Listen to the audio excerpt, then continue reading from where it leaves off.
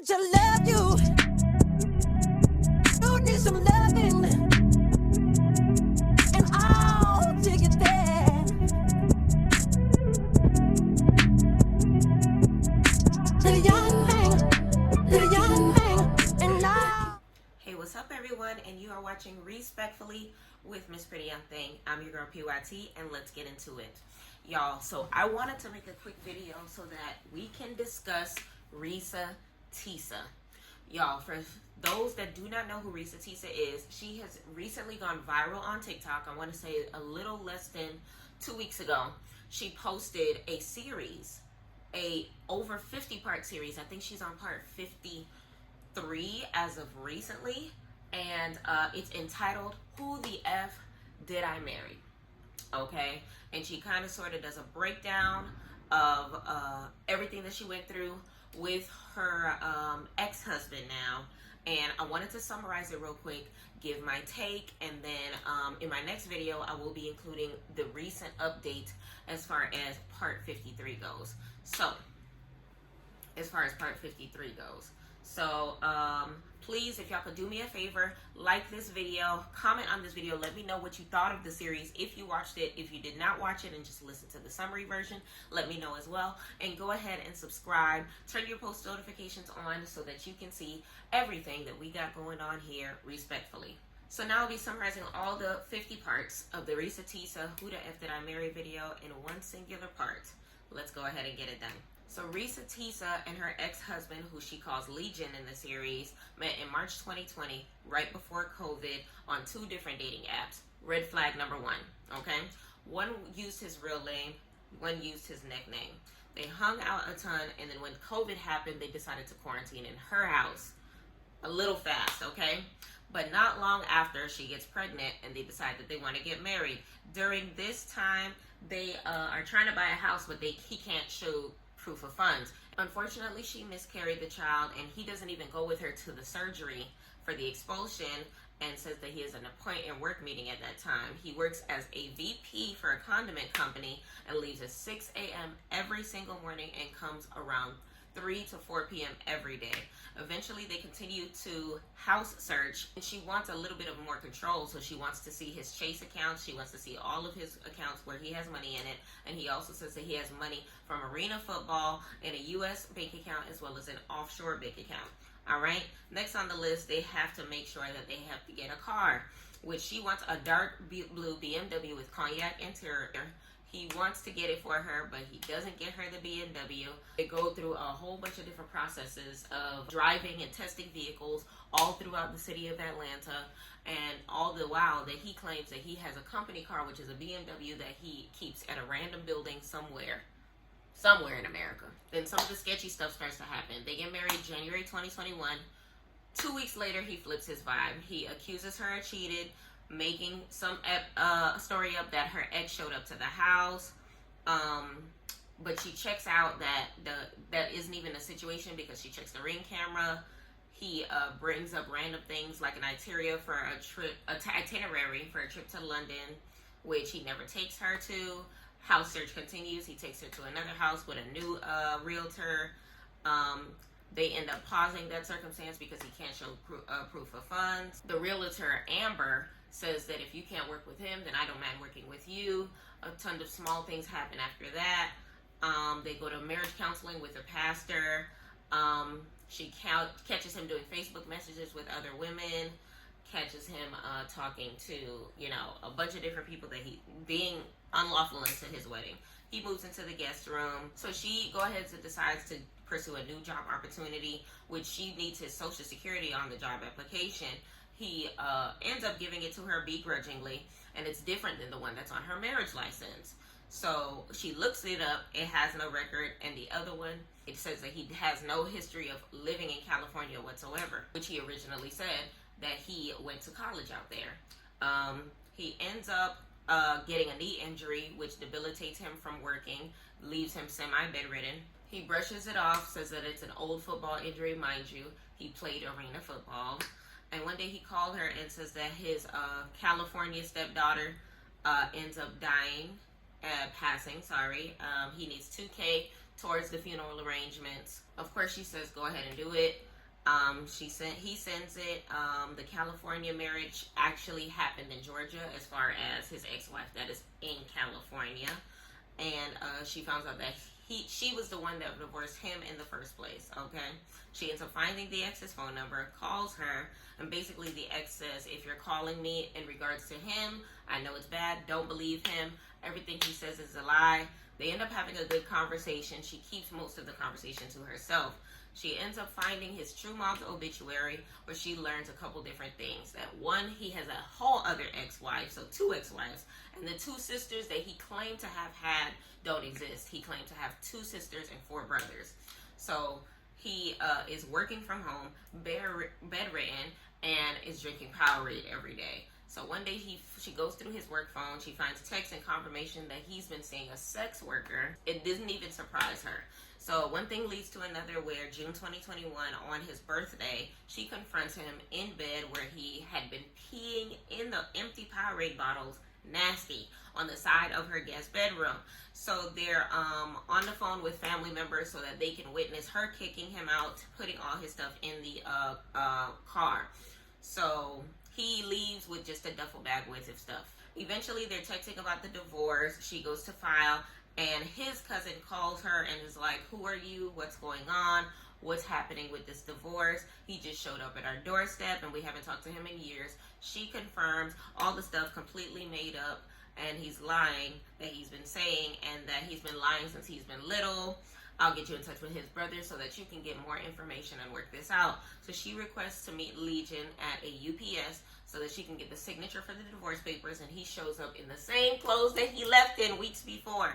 It clearly smells, clearly been sleeping in his car, and he's smaller than he was before. So in the conversation with the cousin, she basically found out that he has a twin, and that basically who he's been pretending to be, with the VP title and the luxury car and the family house and everything, is his twin. So she ends up calling the brother. They talk, and he basically said, "I haven't spoken to him in over 5 years." And she's just shocked, because she's like, "Every single morning he woke up on the phone with you and would be talking to you." And basically it turns out that he was talking to himself the entire time. So the brother confirms that basically everything he said about his family he made up, including where his parents are, how they passed, how many siblings he's had, where they're located. It's crazy.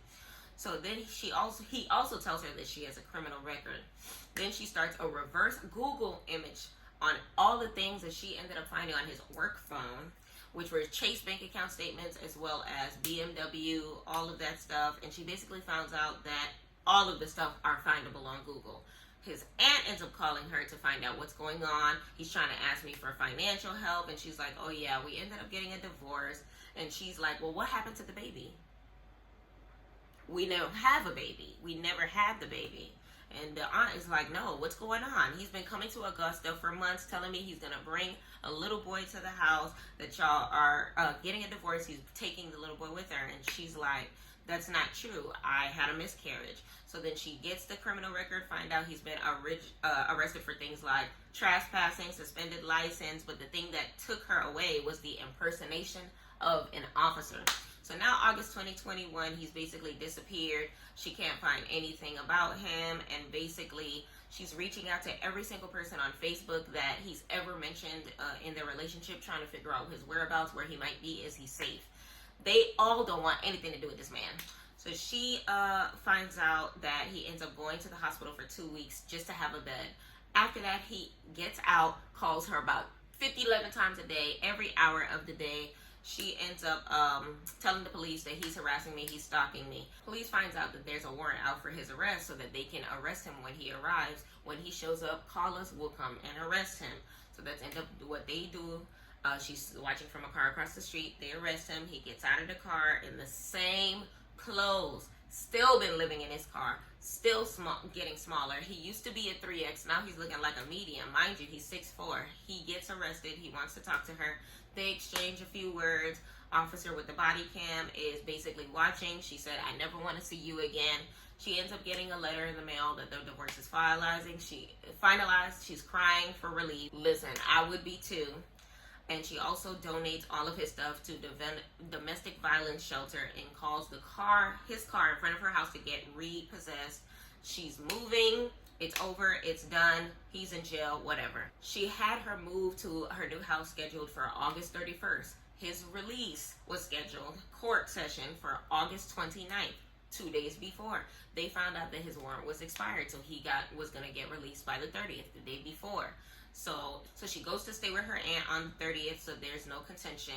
She's out of the way. She wakes up, moves within 2 hours, boom, out of the way, disappears into the wind. By December 2022, 5 months later, she's out of work because of COVID, and basically he calls work trying to find her, trying to get in contact for one last message, and she ends up telling him, if you ever try to contact me again, I will put a restraining order, and she hasn't heard from him since then. So that is the story. So basically she does like a whole TikTok live, and the moral of the story is, at the end of the day, she is a wonderful woman.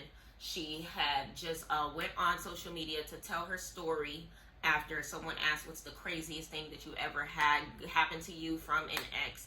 And I appreciate her for sharing all of that, because she might save some lives. She might, have people follow red flags that they weren't following before.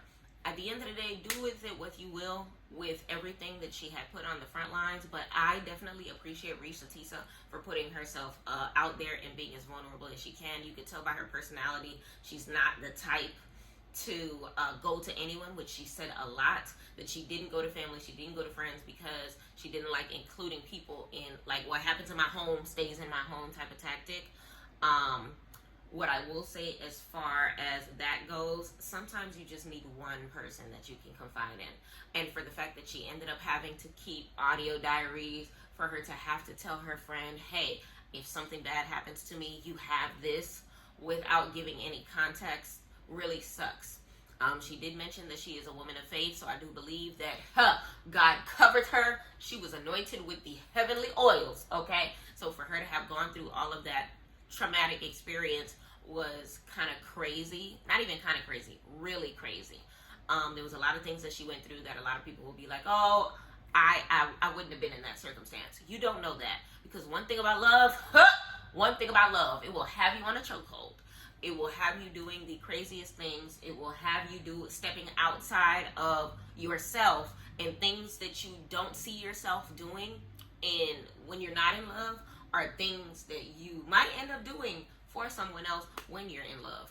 So once again, hats off to ReesaTeesa. I did notice that she got verified yesterday on TikTok, so big shout out to her. I do hope that she is able to monetize her story. I do hope that she is able to take that trip to Paris and England that she's been trying to take. I know she's planning it, and she said that she's planning on going on Instagram Live and documenting the whole thing.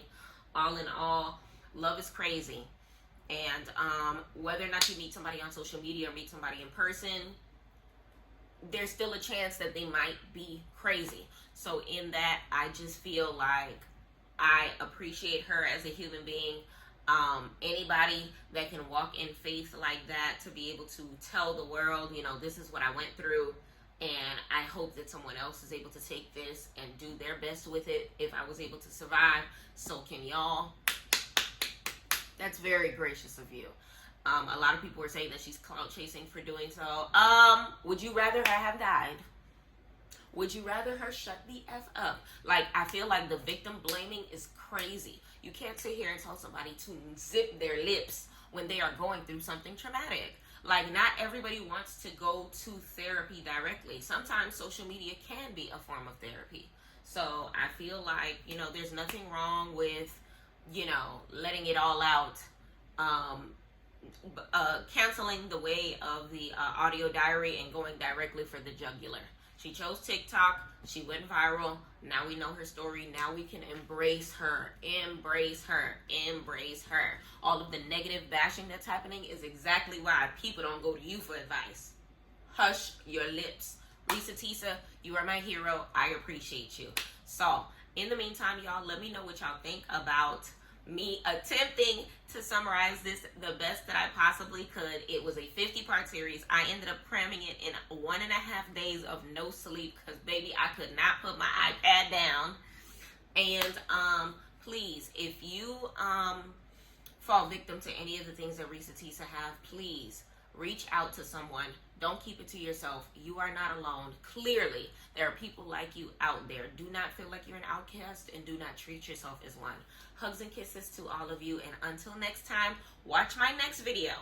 Okay, I will be talking about any updates that happens with ReesaTeesa. Hopefully as soon as she posts her live on TikTok of her going abroad, I'll be able to catch them so that we can keep her in our prayers and send traveling mercies her way.